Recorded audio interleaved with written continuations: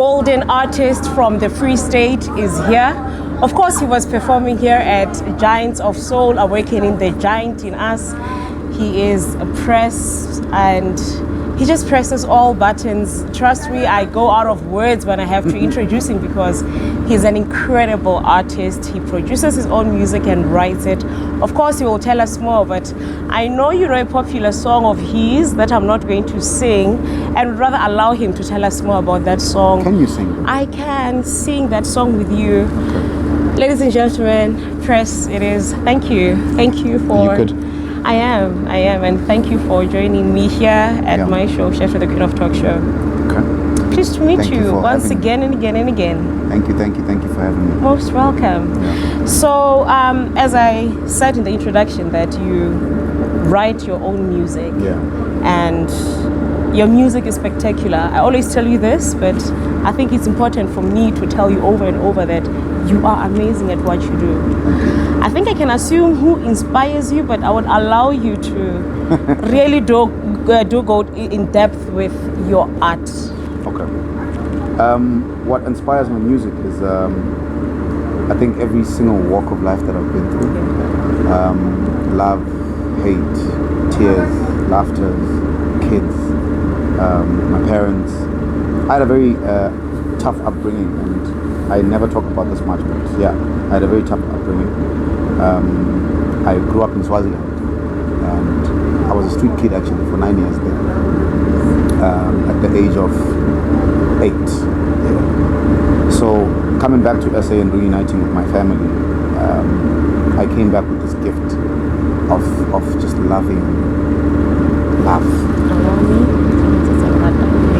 Oh, sorry. Yeah. So that has always been my MO, you know. I love love. I've always longed for it as a kid, obviously. And coming back and reuniting with my family and seeing my parents coming back together and re-falling in love again, it kind of just taught me so many things about forgiveness, about life, about love, you know, and about being strong as a unit when you're a couple, you know. So I've kind of just embedded that into my music, and every single song that I write. That's why I struggle when it comes to commercial music, because it's about gimmicks, you know, and my music is not about that. My music is life, you know. Like every time I dig deep into my brain, I try and find those files where I can just extract an emotion from my father, maybe when my mother left in Swaziland, you know. I'm assuming that's Naledi? Yes. There's also coming home or come home. Right. That was my father's emotion that I had to put on paper, you know. So Naledi actually comes from a relationship that I was in, and I kind of just messed it up, you know. I messed it up because I neglected her. Her name is not Naledi, by the way. I just, for the song, it had to be Naledi, but yeah, I kind of neglected her. I messed it up basically. So when I penned it down, those emotions came back, and I really kind of went back and kind of checked what happened, you know? It's interesting to hear that it is from a traumatic point of view, yet it is so healing. So I want to hear your resilience in being broken and healing others through your art. Do elaborate on that one? I think with healing other people and being broken myself, you know, I always tell people that you cannot advise a person about finances if you don't know how to manage your own finances. You can't advise people about love if you don't know what love is. You can't heal people if you've never been broken, because you don't know the meaning of it. You know what I mean? You're going to be selling people dreams and stories. So healing people, cry no more, for instance. A lot of women go through relationships where the husband is abusing, not even physically, sometimes it could be just emotionally or verbally, you know. For me, I saw it when I was in high school. I was in love with this girl, and she was in love with an older guy who always beat her up, and I used to think to myself, why do you keep up with this? You're so beautiful, you are still young, you've got so much, you know, to give and so much to get, but why are you settling for that, you know? So that's how Cry No More came up, you know. And I'm not afraid to say her name. Her name is Pamela. She was my high school crush, if I should call it that.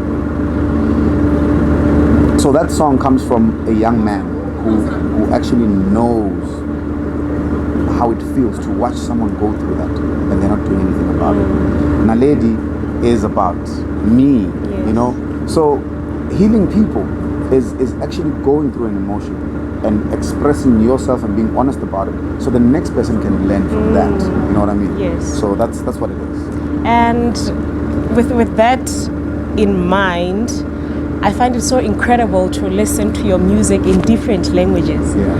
And you know, you sharing that with Swaziland, it's so absurd because I was convinced Mosotho wa Freestata, and then I hear you sing in Zulu. Yeah. And I can definitely hear the investment into it and how careful you are with your choice of words and how you pronounce them. Yes. And then you sing amazing in English. Thank you. Take me through the conscious decision to really play around with words and languages and feel free about it. So I'm Swati. My father is Swati. My mom is Xhosa. And I grew up in a household where both languages were spoken, you know. My mother would speak Xhosa, my father would speak Swati. They would respond to each other and understand each other. Obviously, it's Nguni languages, they are similar, you know. So I picked up that as a kid, you know. And then I came to the Free State. And when I came to the Free State, they were speaking Sotho. And it was important for me to learn how to speak like them, you know, like pronounce the words like them. Because as a kid, when you're in school, primary school especially, you will be picked on because you're not like everyone else. Yes. So you want to try and fit in as much as you can and just balance it. You know what I mean? Yeah. So I had to learn the language and even learn how to actually really speak it. You know, you know, I'm not perfect at it, but I'm always learning. You know, and every time I go to the Sotho, for me it's amazing because I listen and I say, oh, is that how you say it? Oh, is that how you write it? You know, so I'm very careful about language. I'm very careful about pronunciation. I'm very careful about the importance of respecting people's languages, right? And I wouldn't have sung in Sesotho if I listened to myself and thought, Nanto Shota, you know. It's in the AMs at the moment. I must say it's 3:45, and we're having this conversation. I'm interested in your understanding of love. It's as though you understand it far better than all of us, and rather give us a hopeful perspective about it, even though we have so many people going through this and that, divorce, abuses, you name it. But here you are giving us hope and a better understanding. Look, I'm not perfect. I'm not an angel. I try. I try very hard to be an angel or to be perfect, but I will never be perfect. Of course. You know, but I feel like love is so important to everybody. You look at how a baby looks at you when you hold them in your arms, and they know you are the one person that they can depend on. You know what I mean? The look in their eyes, it's you can't duplicate that. It can't be chemistry. Yeah. You can't engineer it. Yeah. You know what I mean? It's a pure thing. That's what love is. Love is pure. Yes. You know, and love can only be triggered by the things that I like, the things that you like. Yes. You know, the things that I aspire to, the things that you aspire to. So for me, when I meet someone and I say I want to get to know you, first of all, we have to go through all the journeys of getting to know each other. Number one, I need to know your likes and your don't likes. Yes. You know, I need to know how you feel when I kiss. I need to know how it feels when you hold my hand. For me to actually put these things together in a basket and say, okay, I love this person. Yes. You know what I mean? It's physical, it's emotional, it's spiritual, it's mental, it's so many things. You know what I mean? And it has changed now. I mean, the champagne and money and it's sad, man. Like, it's so sad. It's so sad because I watch these things and I watch these girls hammer themselves to these guys with money, and someone would say, look, man, money is money. I also have money. Mang has more than me, maybe. Yes. It doesn't matter. Yeah. At the end of the day, we can't buy people. We can't buy emotions. Yes. And you can't buy happiness. Yeah. Happiness must come from you, deep within. So I think that is enough for me. And Beautiful. I feel like the young people actually should start learning what real love is. Because I'm scared for my kids because of everything that's going on around right now. Yeah. Lastly, we could go on, and trust me, I would love to hear so much about your work because it's mind-blowing. Yeah. Tell us more about your music, where you're at now and where you're going. What does the future hold? You're gonna hate me for asking. You're gonna hate me for answering this question. All right. I'm tired. I really no am. way. I really am. Okay. I've been singing for 23 years now. All right. And it's sleepless nights. I don't spend time with my kids. I'm a divorcee, by the way, and I've got 2 girls, twins, and a boy. And I've never been to their birthdays because every weekend we plan something. That weekend they ill, something happens. Yeah. You know what I mean? So music has taken so much away and given so much at the same time. You know, and I feel like I'm neglecting all my other kids, but I'm actually neglecting my real kids. You know what I mean? And you're killed by what you love the most. You know what I mean? So it's a gift and a curse for me because I love music. It's my life, but it has taken so much away from me. So I'm really tired, and I want to just do one last album, you know, and it's going to be different. It really is going to be different. I'm not trying to impress the industry with it. It's just something that's going to come from within, and it's going to be a book. Wow. It's going to tell my story from A to Z without skipping a page. You know what I mean? I'm not only going to tell the beautiful stories about my life, I'm also going to tell the very sad stories about me. We look forward to that. We really do. Please, I cannot let you go without telling us about your business. Okay. I know you have a business, so please do. Entrepreneur, holla at us. What exactly do you do? I've got a media company called Envy Media. I do TV adverts. I have clients like African Bank. We have done stuff for African Bank. Beautiful. We have done for adverts for companies in Namibia, an insurance company called Nazareth. And then I've got a lounge that I'm opening in Virginia. It's called Envy Lounge. And it's going to focus on live performances.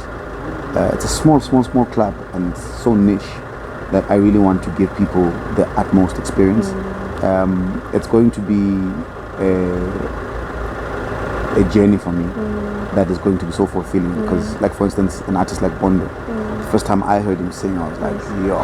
It was my first time hearing him sing, and I cannot wait to have him seated here and having this conversation with him. He's amazing. He is incredible. Amazing. And he actually works with his brother. His brother is the songwriter. All right.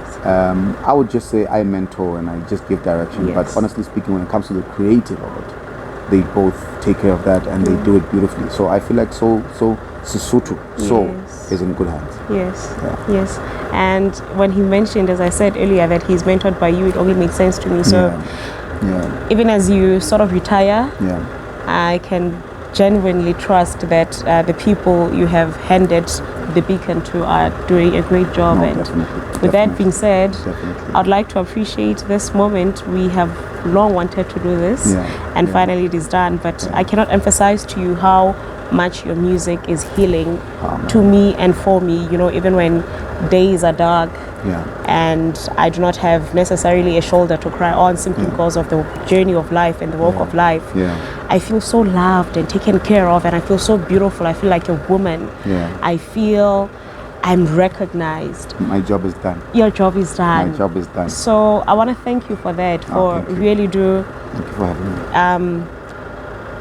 Putting so much work. It's a lot. It is. Just by hearing your quality sound, your albums, the number of songs you have written, I trust the investment that you have really put in it, and trust me, it is incredible. We live because of your music. So thank you and keep on shining. Thank you. Thank you. Thank you. Cheers.